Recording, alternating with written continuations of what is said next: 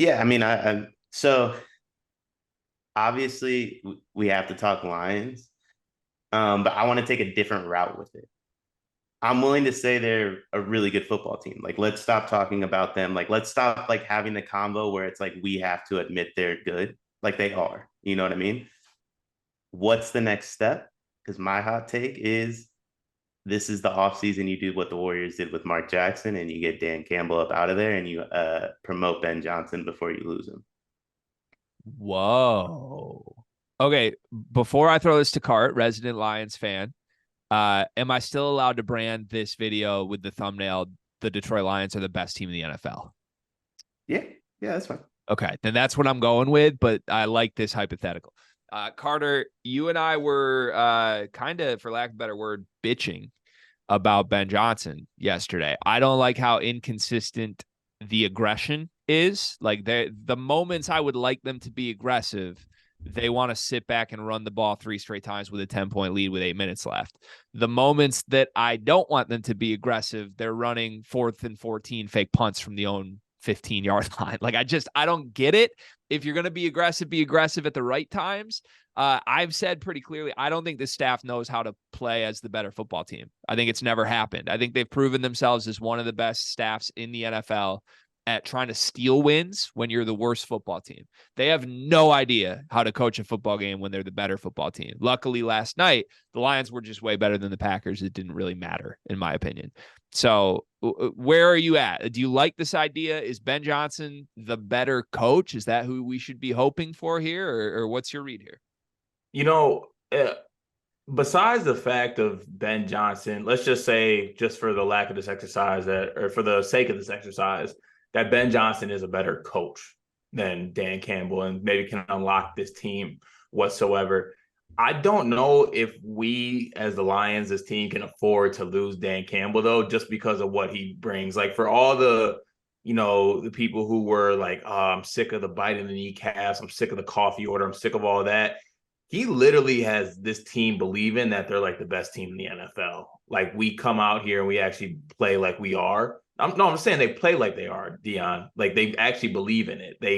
I didn't think they would buy into the shtick stuff, but even if it isn't a shtick, call it what you want. Like, this team is buying into Dan Campbell, into like what he's talking about. So I don't know if you can afford to like just move on from him, uh, because I think it might like affect how the team feels and how they go about business. And also, to the Ben Johnson point, I think it's weird to me that Ben Johnson calls games like he's afraid to have Goff throw for 300 yards. Like when Goff gets near 200, he's like, okay, all runs. I want Goff to end with 227. We can't have him throwing a bunch of times, even though, despite of course, the last 3 games, all of a sudden he's throwing picks out of nowhere. Besides that, you have a quarterback who wasn't making any mistakes. Like, why not just let him air it out? He was in a rhythm. They couldn't stop it. They're missing their best cornerback. And we're just getting 3 straight runs constantly and getting soft and not aggressive when we're not supposed to be. But that's a crazy idea to me, though, the moving on from Campbell thing. I don't think they can afford to do that. We also don't have Well, generational players like Steph Curry on our team, by the way.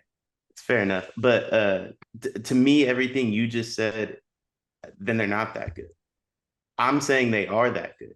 You're saying they aren't, and that they need a coach to manufacture them into believing they're that good. I don't think they need that anymore. What they need is a coach that's going to out scheme the next guy. Maybe Well, that's not Ben that Johnson. ain't Ben Johnson. I don't think Yeah, it is. look, listen, maybe it's not. Ben Johnson, in my opinion, is going to be the hottest name on the market in the offseason, and he's going to get a head coaching gig, and that's why I used him as an example. But maybe it's not him. But like, there's not too big of a difference, obviously, Tyreek Hill, between Flores's Dolphins teams and McDaniel's Dolphins teams, and it's a completely different like end result. You know what I mean? And this isn't to say like Dan Campbell's not a good coach, but a guy like that has a ceiling. And if this team is actually good, the way I think they're actually good, you don't need a guy to make them believe. You need a guy that's going to get them over the hump when, respectfully, he goes against the Kyle Shanahan or a Sirianni. Sirianni stinks. That's not true. That is It's true. just not true. He is. He stinks. Okay, so couple things. I might just be a sucker for this as the Lions fan right now, but I also think there is tangible value to the belief bullshit. I didn't believe that a year ago, but I think there is, given the history of this franchise, and it was the right coach at the right time. Like Campbell could do this exact same thing with the exact same players, but 10 years earlier when Aaron Rodgers was still in his prime, he's not the right coach for the right time. Like it works now because that like extra boost of belief, like even if they didn't have a coach playing that gimmick, the Lions would be the best team in this division. But it's an added boost mentally and emotionally that like they think it's the power of belief, even if it's not real. They just stumbled into this magical thing at the right time with him. And this is the only time it would have worked, in my opinion. I don't know that we know what the ceiling is for Campbell. Like, I think you said there's a ceiling. That guy has a ceiling. Why do we know what the Dan Campbell ceiling is? They're 11-4 in their last 15 games in the NFL. Like, I just think, unfortunately, like coaches like that just cap out. They just do. I why? mean, I don't know the answer to that. To be What's fair. the difference between him and Sirianni? Sirianni does bullshit. It's the scheme. It's his ability to be involved. And maybe I'm off on this. Maybe Dan Campbell has more involvement in the day-to-day processes than I'm giving him credit for, in which case, like, I would probably walk it back. It doesn't feel that way. I see too often he takes his headset off when the offense is on the field. That like I'm not saying don't trust your coordinators, but that's not the guy I would per se want as my coach if I'm trying to win a Super Bowl. You're correct. Like he was the perfect guy at the perfect time, right? But at a certain point, you then have to, I mean, just being honest, you then have to have the balls to make the move to take that next step, right? Like it can't just be this is the perfect guy at the perfect time and we're gonna ride it out until the wheels fall off. Because when they do fall off, then you get the Mike Singletary situation. So we all agree we got to see this year then first, right? Yes. Because like, Yes. God forbid they go to the Super Bowl this year, then like I think we would say he's the guy. But if it's like you get to the playoffs and you lose first game, then you're talking about the jump next year. Yeah. Okay. I think this team's really good. Like I think they get to the divisional round. I think they lose to the Niners or Eagles. I do think there's a talent gap there. Like I'm not saying that's a Dan Campbell issue, but I think the right coach would shrink that talent gap. Like Dan Campbell's a very good coach if you have more talent than the other team. When you don't, he doesn't shrink that gap. That's where I flip it though, because I think he's the best coach in the league at trying to steal wins as the underdog. I think we With the watched that motivation all last. Not the motivation thing, the way he calls games and the way Ben Johnson calls games. Like, Yeah. because they go when they have nothing to lose in a game, they go full nothing to lose. We will die trying to get this win, and that's what led them to 8 straight wins down the stretch last year. The problem is in the playoffs, nobody has anything to lose. So like it's win or go home. You know what I mean? It's a little different than Sometimes that gets tight though. Like we've it seen is. good teams get tight in those moments. Yes. Like the Lions will not be tight with this coaching staff in a playoff game against the 49ers. Won't happen. And listen, and I mean, I was going to compare the Lions to the 49ers to when Cart was talking about Ben Johnson's play calling. Ben Johnson calls games like a guy who doesn't really trust his quarterback. I do think he should have more trust in golf than he does, but that's just like I've just seen that for so long that I can't help but make that comparison. I will agree with you here, Dion. I think that, not to look too far ahead, but eventually there will have to be probably a hard decision made about this Lions team. I don't think it's with Campbell though, to be honest with you. I think it's with Goff. Like we can't make Goff a top 5 paid quarterback in the league. I'm sorry, you can't. It'll screw the franchise.